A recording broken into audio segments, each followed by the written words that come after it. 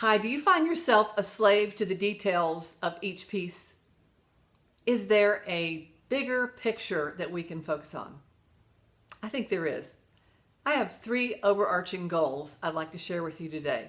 I keep these in mind every lesson, every week. The first one is teaching proficiency skills. 5-finger patterns, cadences of all kinds, triads and inversions, etc.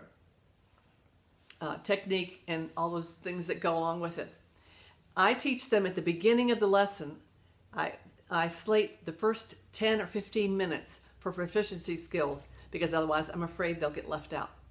And I find that because I work with my students at the reading level and use principles, that the half hour that's left is quite adequate for teaching the repertoire.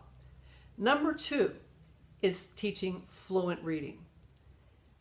This happens when they make a note mistake. It happens based on how you correct the wrong note. I find if students are more advanced and they play a wrong note, then I will say, well, what key was that? E flat. And play me the 1, 4, and 5 chords in that key, right? Now, which chord is this? It's A flat. Okay, so you played an F and that's not an A flat.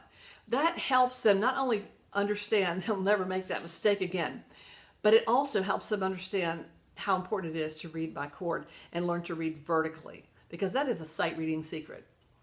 If the student is not that advanced and they have an interval issue, I will pull out this. 3rds, 5ths, and 7ths are on a line and a line, or a space and a space. Or I will remind them of their landmarks. I will take a photo of these and post it in the comments. You're welcome to copy them and use them if you would like to. The third principle after proficiency skills, fluent reading, is teaching using transferable principles. Now, this week, actually, I taught one sister delayed pedaling. It was her first lesson in pedaling, and she was so excited. She called her family together and played all the pieces she could with delayed pedal, and was just so pleased as punch.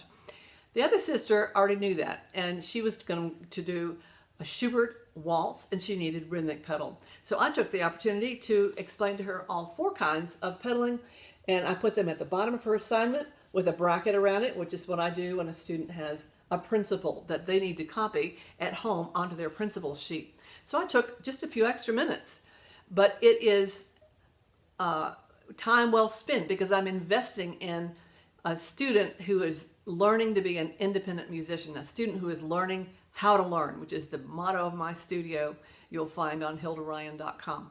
Now, those principles are all in this book here, Quick Tips for Piano Teachers.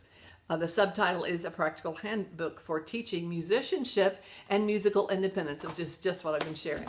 So I hope that helps you keep the big picture in mind as you teach.